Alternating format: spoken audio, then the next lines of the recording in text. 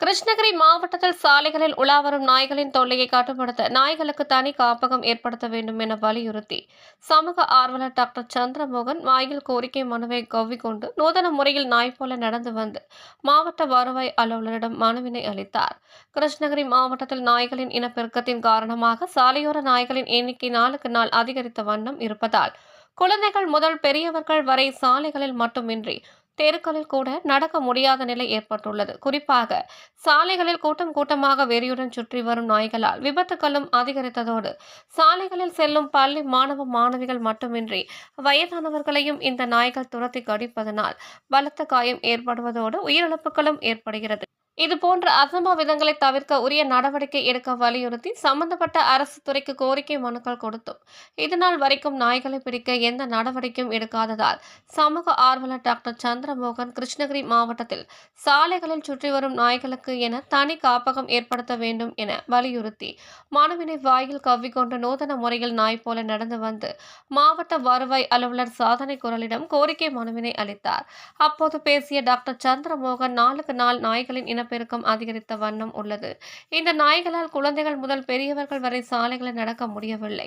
சாலைகளில் குறுக்கும் நெடுக்காக ஓடும் இந்த நாய்களால் விபத்துக்கள் மற்றும் கடித்தும் குதிரை விடுவதால் மக்கள் பெரிதும் அச்சத்திற்கு ஆளாகியுள்ளனர். இந்த நாய்களை பிடித்து குடும்ப கட்டுப்பாடு செய்ய வேண்டும் என சம்பந்தப்பட்ட நகராட்சிக்கு மனுக்கள் கொடுத்தும் ப்ளூ கிராஸை காரணம் காட்டி இதுவரை எந்த ஒரு நடவடிக்கையும் எடுக்கவில்லை. ஆகையால் இந்த நாய்களுக்கு என தனியாக ஒரு காப்பகம் ஏற்படுத்தி சாலைகளில் சுற்றித் திரியும் நாய்களை அங்கு கொண்டு சென்று உரிய பராமரிப்பு பணிகளை மேற்கொள்ளுமாறு வலியுறுத்தி கோரிக்கை மனுவினை வாயில் கவ்விக்கொண்டு மாவட்ட வருவாய் அலுவலர் சாதனை குரலிடம் கோரிக்கை மனுவினை கொடுத்துள்ளேன். இது தொடர்பாக உரிய நடவடிக்கை எடுக்கவில்லை என்றால் மீண்டும் கிருஷ்ணகிரி பழையப்பேட்டையில் அமைந்துள்ள காந்தியின் இருந்து இதே கோரிக்கை வலியுறுத்தி நாய் போல் ஊர்ந்து சென்று தமிழக அரசுக்கு மனுப்பும் போராட்டம் நடத்த உள்ளதாக தெரிவித்தார்.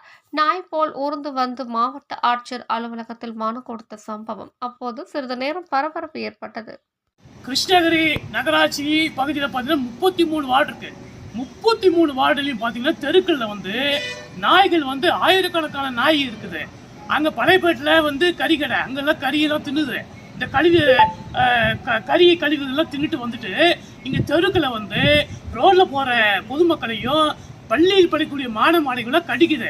அண்மையில பாருங்க, சூளகிரியில ஒரு குழந்தைய ஒரு 6-7 நாய் வந்து கடிச்சு புதறிச்சு. அந்த குழந்தை ஐயோ ஐயோன்னு கத்துது பாவம். கிருஷ்ணகிரி நகராட்சியில வந்து நாய்கள் வந்து ஒரு பாத்தீங்கன்னா ஒரு நாய் 7-8 நாய் போடுதுங்க, குட்டி போடுது. அது அப்படியே பெருக்குது. நாளுக்கு நாளுக்கு வந்து நாய்கள் உற்பத்தி ஆகி தெருக்களை வந்து போய் மக்கள் இனத்தொகையை அதுவும் வளருது. இன்னைக்கு வந்து மக்களை கடிக்குது. நான் மாவட்ட ஆட்சியருக்கு மனு கொடுத்தேன்.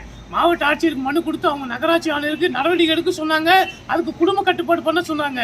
ஆனா இவங்க நகராட்சி ஆணையாளர் அதே போல கால்நடை மருத்துவர் உரிய நடவடிக்கை எடுக்காதனால இன்னைக்கு வந்து மக்களை ரொம்ப கடிக்குது. அந்த நாய் பாருங்க தெருலாம் அந்த ஒடுக்கு பெய்யுது, அப்புறம் மனம் கழிக்குது, ஒரே நாத்தம். அதனால ஏகப்பட்ட வியாதி பரவுது.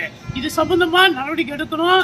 நான் நூதன முறையில இன்னைக்கு நான் நாயா மாறி பாருங்க தவழ்ந்து வந்த கையெல்லாம் பாருங்க கொப்பலாம் அப்படியே நாய் மாதிரி வந்து நான் மாவட்ட ஆட்சியர் டிஆர்ஓ சாதனை குரல் அவங்ககிட்ட மனு கொடுத்துருக்கேன். நடவடிக்கை எடுக்கணும். நடவடிக்கை எடுக்கலனாக்கா நான் கிருஷ்ணகிரி பழையப்பேட்டை காந்தி சிலைக்கு மாலை போட்டுட்டு நான் நூதன முறையில இங்கிருந்தே நாயாக தவழ்ந்து தலைமைச் செயலகம் போவேன். 1 மாசம் ஆனாலும் சரி போய் முதலமைச்சர் சந்திச்சு நான் மனு தருவேன். கவர்னரையும் சந்திப்பேன் நான். ஏன்னா ஏகப்பட்ட நாய் மாவட்டம் முழுக்கங்க, கிருஷ்ணகிரி மாவட்டம் முழுக்க இருக்குது. இவங்க கடமை செய்யறதில்ல. ஆகவே இது சம்பந்தம் உரிய நடவடிக்கை எடுக்கணும் என்பதை சமூக ஆர்வலர் என்ற மூலமாகவும் நுகர்வோர் சங்கத்தின் சார்பிலும் நான் கேட்டுக்கிறேன். உங்கள் தேடல் நியூஸ் சேனலை லைக் பண்ணுங்க, ஷேர் பண்ணுங்க, கமெண்ட் பண்ணுங்க, ஆல் பெல் பட்டனை கிளிக் பண்ணுங்க, மறக்காம சப்ஸ்கிரைப் பண்ணுங்க.